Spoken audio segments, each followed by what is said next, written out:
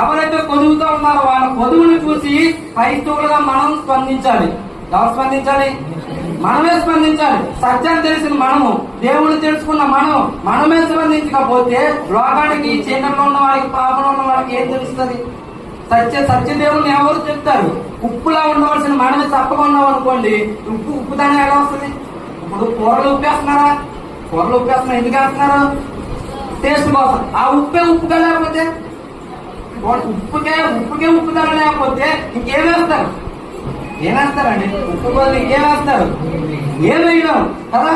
లోకానికి వెలుగు చూపించవలసింది ఎవరు? మనమే చీకటిగా ఉంటే ఇంకా లోకానికి వెలుగు ఎలా వస్తుంది? యేసు ప్రభు త్యాగం చేసి ఎప్పుడో వెళ్ళిపోయారు. ఆయన చేయవలసిన పని అంతా సమస్తం చేసి వెళ్ళిపోయారు. ఇంకా తర్వాత చేయవలసిన బాధ్యత ఎవరిది? మనదే.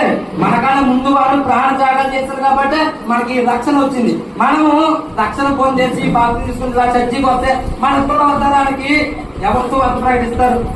చెప్పండి, ఎవరు సువార్త ప్రకటిస్తారు?